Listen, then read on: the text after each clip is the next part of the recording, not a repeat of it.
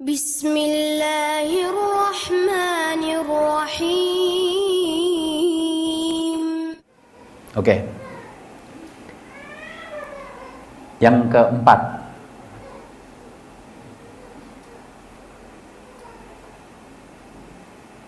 kejujuran.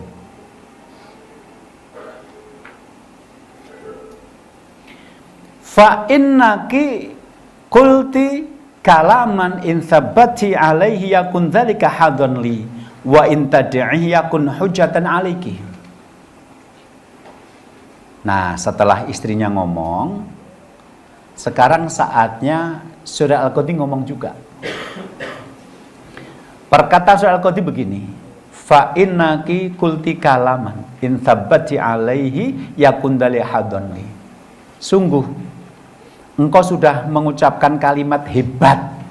Coba Anda punya istri di malam pertama ngomong kayak gitu, Mas, apa sih yang kamu sukai? Bismillah, saya akan kerjakan untuk kebahagiaan kita.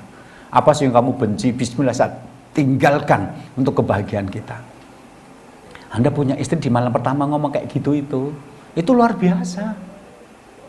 Kamu sudah mengucapkan kalimat luar biasa. Jika kamu teguh memegang kalimat ini, hadonli, itu menjadi bagianku. Aku beruntung banget loh punya istri kayak kamu, yang hidupnya ingin mengabdi kepada suami, ingin membahagiakan suami, yang mencoba mengenali, mendata apa saja yang disukai suami dan dia berjuang untuk mewujudkannya, dan apa saja yang dibenci suami dia berjuang untuk meninggalkannya. Kalau itu betul-betul kamu wujudkan, luar biasa. Itu bagianku dari dirimu. Wa in tad'ihi, tapi kalau kamu tinggalkan itu cuma lamis, cuma manis di bibir. Setelah nanti jalan ternyata kamu nggak menjalankan itu, maka yakun dzalika hujatan aliki. Ini semua menjadi hujah, menjadi bukti, menjadi dalil di hadapan Allah nanti. Ya Allah, istri saya itu dulu malam pertama sudah berjanji mau membahagiakan saya, ternyata kok menyakiti saya. Oh, omonganmu nanti tak bawa ke hadapan Allah sebagai bukti. Jadi kalau maaf, malam pertama perkataan istri saja bisa menjadi bukti, bagaimana politisi yang suka berjanji tapi tidak menepati itu gitu loh. Mana janjinya banyak lagi. Aku berjanji akan menepati, kalau aku tidak menepati maka aku akan berjanji lagi. Begitu hidupnya.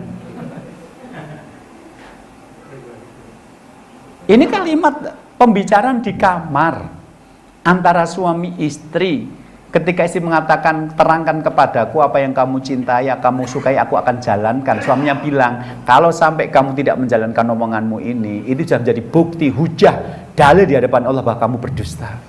Gimana para politisi itu menjanjikan hal yang tidak bisa diwujudkan? Jadi bapak-bapak jangan jadi politisi kalau Anda tidak kuat mental, tidak kuat ilmu gitu. Udah kebayang dosanya banyak. Kepilih belum tentu, bohong sudah jelas gitu loh. Oke. Di sini poin yang saya tekankan adalah jujurlah. Jujurlah. Jadi dulu ada satu kisah di mana ada seorang sahabat yang didatangi oleh Rasulullah. Kemudian sahabat ini sedang bermain ketika Rasulullah datang ke rumahnya. Maka si ibu dari sahabat ini memanggil putranya, karena Rasul ingin bertemu. Nak, pulanglah, nanti aku beri sesuatu. Nah, Rasul kemudian bertanya kepada ibu ini, memangnya apa yang akan kamu berikan kepada putramu kalau nanti sudah sampai di rumah? Kurma Rasulullah. Memangnya kenapa? Sebab kalau sampai anakmu pulang ke rumah dan kamu tidak jadi memberikan apa yang kamu janjikan, maka kamu sudah tercatat sebagai pendusta. Jadi seorang ibu ngomong, ayo pulang, hujan-hujannya pulang ke rumah, nanti dibelikan mama es krim. Itu sampai rumah harus beli es krim, betul. Ya. Kalau sampai tidak belikan es krim, itu tercatat sebagai pendusta di sisi Allah. Itu dalam hadis ini hanya masalah kurma. Pulang nak, ada Rasulullah. Nanti kamu tak beri sesuatu. Rasul bertanya, memang kamu akan memberikan apa? Kurma Rasulullah, memang kenapa kalau saya tidak memberikan? Ya kamu akan tercatat sebagai pendusta di sisi Allah. Jadi kurma itu seberapa sih gitu kan? Bahkan kita sering dapatnya gratis kalau pas bulan Ramadan. Itu saja kalau kita berjanji kepada anak mau memberikan, tidak jadi memberikan saja tercatat sebagai pendusta. Makanya ibu-ibu kalau di rumah hati-hati, pulang hujan-hujan, nanti tak kasih permen. Harus kasih permen betul. Besok tak belikan tas betul. Itu cara mendidik anak kita menjadi anak soleh. Gimana mengharap anak soleh kalau caranya sudah suka berbohong? Terus sampai di rumah nanya bilang, es krimnya mana mas? Tadi katanya bukan es krim. Udah tahu mama nggak punya uang malah minta es krim. Oh, gitu. Dusta dibalas dengan dusta akhirnya. Itu sederhana loh, tapi hal seperti ini akan berpengaruh loh kualitas anak. Nanti suatu saat kita bahas ini tentang pendidikan anak. Nah, salah satunya jangan pernah berbohong. Jadi rumah tangga itu dibangun di atas kejujuran. Coba sekarang ada laki-laki menikah, nggak ngomong sama istrinya. Padahal dia harus, tadi loh, bukan minta ridho istri, bukan minta syarat istri harus merestui, bukan. Tapi memberitahu.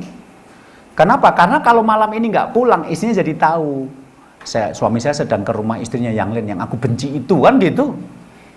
Aku benci sama istrinya itu, tapi ya terserahlah dia.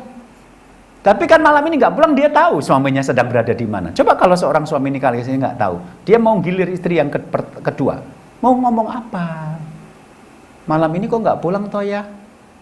Ada meeting sayang. Meeting apa? Meeting iya gitu loh. Orang Jawa nggak kalau bukan orang Jawa nggak ngerti apa itu meeting gitu ya. Kalau meeting kan tahu. Meeting itu membanting orang, ngunci, nggak bisa bergerak. Dalam konteks ini artinya apa? Tidur dengan perempuan lain gitu. Bilangnya meeting. Udah. Nanti 2 hari kemudian harus ke sana lagi. Ngarang cerita apa lagi? Masa mau sakinah dengan alasan kan nggak harus pakai istri persentuhan pertama. Iya, tapi apa bisa kamu nggak pakai bohong untuk hari-hari berikutnya untuk menegakkan keadilan? Nah, kalau kamu nggak adil, tadi yang istri kedua cuma dikasih siang toh, istri pertama malam terus, itu sudah nggak adil. Karena yang namanya mabit atau malam giliran itu maghrib sampai subuh.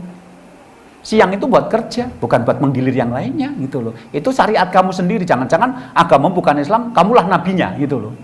Kalau pakai syariat Islam nabinya Muhammad nggak gitu caranya. Gitu. Terus nanti kalau pas di rumah istri kedua, istri pertama ngepel, kamu di mana sayang? Nggak mungkin ngomong di istri kedua. Saya sedang meeting tadi, terus tiba-tiba jadi orang Bali meeting itu tadi gitu. Terus akhirnya istrinya bilang, aku sakit pulang. Akhirnya dia harus ngomong sama yang kedua. Istriku manggil yang pertama, aku kesana dulu. Aku kan juga istrimu, dan sekarang kan giliran aku. Gimana coba? Jadi kalau ada ustadz-ustadz yang ngomong, gak usah ngomong dulu sama istri pertama, nanti aja dia dikatakan, terimalah takdirmu. Itu jangan diikuti deh. Kenapa? Karena kalau Anda pusing, larinya ke saya ikut pusing mikirkan Anda, gitu loh. Maka saya ngomong di depan ini, agar Anda tidak melarikan. Kalau Anda nekat, terserah, tapi jangan ke tempat saya, nanti konsultasinya, gitu. Orang kamu yang berbuat, saya yang pusing memikirkan kan jadi aneh gitu. Jujur, kenapa sih jujur? Sampai suatu hari ada seorang perempuan sudah menikah selama 17 tahun, dan selama 17 tahun itu dia tidak pernah mau tahu apa isi handphone suaminya. Dia percaya. Sampai pada suatu hari dia merasa tidak nyaman, kok nggak enak ya perilaku suami, kok beberapa bulan terakhir ini membuat saya tidak nyaman. Ada apa ya Allah? Tapi dia kan jahit di rumah, jadi nggak tahu apa yang dilakukan suami di luar. Insya Allah tunjukkanlah kebesaranmu. Kalau suami saya di luar sana memang orang yang baik, hilangkan kecurigaan-kecurigaan seperti ini. Saya nggak ingin, saya lelah menikah dengan kecurigaan seperti ini. Tapi kalau ternyata suami saya di luar sana memang melakukan sesuatu yang tidak baik, berikan tanda itu kepada kami. Nah, suatu hari suaminya sedang mandi, kemudian handphone itu ditaruh di atas meja. Kan nyaman aja selama ini nggak ada masalah, dan memang karena tidak ada masalah nggak di-password. Nggak tahu kenapa si istri pada keadaan itu tuh pengen lihat handphone suaminya. Begitu dia buka handphone suaminya, awalnya tenang karena di phone book, di daftar apa namanya, daftar nama-nama itu ternyata di situ nama-namanya adalah laki-laki semua. Oh aman, berarti teman-teman suami saya itu laki-laki semua. Tapi begitu dia lihat ke SMS, kaget. Loh kok ada sayang-sayangnya? Masuk ke laki-laki ke Bambang mosok pakai sayang-sayang gitu loh. Ini LBGT apa-apa gitu loh. Akhirnya dia telepon itu, yang ada nama Bambangnya dia telepon, yang angkat perempuan. Ini siapa ya? Bu Endang. Loh, Bu, saya mau nyari suami apa? Saya mau nanya Pak Bambang. Nggak ada Pak Bambang. Ibu siapa? Bu Endang. Loh, Pak Bambangnya mana? Saya janda kok, punya Bambang apa? Loh, terus ibu hubungan apa dengan suami saya? Ya temen. Oke. Tahu toh? Catnya di situ bukan hanya sekali dua kali sayang-sayang, karena kelasnya juga ekonomi bawah. Sayang, jadi belikan mie ayam atau tidak? Itu aja sih gitu loh. Pakai sayang, mie ayam saja pakai sayang gitu loh. Akhirnya dia tutup handphone, suaminya selesai mandi, dia ngomong, Mas, Bambang ki sopo? Siapa Bambang itu? Temen SD. Kan udah ngapusi, udah nipu kan? Wong itu Endang bukan Bambang. Gitu loh. Terus akhirnya si istri bilang, tadi aku sudah ngepel, ini bukan Bambang, ini Endang. Kamu selingkuh sama dia. Harusnya si suami kan, ya udah, saya minta maaf. Ternyata sudah saya sembunyikan, ketahuan juga. Kan harusnya gitu, teorinya kan gitu ya. Gitu, udah saya minta maaf karena sudah saya sembunyikan, ketahuan juga. Tapi prakteknya nggak begitu. Prakteknya suaminya malah marah-marah. Kamu nggak boleh buka-buka handphone suami, namanya dosa, tahu nggak? Aku nggak ridho. Dan perempuan tuh kalau mati dalam keadaan suaminya nggak ridho, masuk neraka. Kamu pengajian mau berapa ribu kali, sholat mau berapa kali, masuk neraka. Si istri bodoh, maka dia bingung. Kalau pintar dia nggak bingung. Karena kalau pintar dia bilang, aku buka handphonemu itu dosa mas. Tapi kamu tahu, itu jawaban doaku kepada Allah. Tapi kamu tahu nggak, kamu selingkuh lebih dosa lagi, kan begitu? Kalau pintar, tapi kan hasilnya itu bodoh, datang ke saya nangis-nangis. Betul nggak Ustadz, kalau saya nanti mati masuk neraka karena saya nggak ridho. Wong bodoh bola bali gitu loh. Kan kamu tahu, itu kamu sudah berdoa kepada ya Allah, tunjukkanlah siapa sebenarnya suami saya di luar sana. Dan Allah memberi cara. Kamu udah bertahun-tahun nggak pernah buka handphone suami dan nggak ingin tahu, tiba-tiba hari ini jadi pengen. Itu Allah yang memberikan perasaan pengen buka itu. Dan akhirnya terbukalah. Jadi ngomong sama suamimu, dalil itu memang benar, tapi tidak untuk peristiwa kita ini gitu loh. Dan saya salah mungkin buka handphone kamu, tapi kamu selingkuh lebih salah lagi. Udah dusta lagi, Endang jadi Bambang. Itu kalau saya ngisi orang-orang awam, saya bilang, tapi ya jangan paranoid ya Bu ya, gitu loh. Ya. Kenapa? Karena di situ tulisannya Anis, ternyata Anissa, gitu loh. Ya, ibu-ibu akhirnya paranoid buka handphone suaminya semua, gitu loh. Ya. Oke.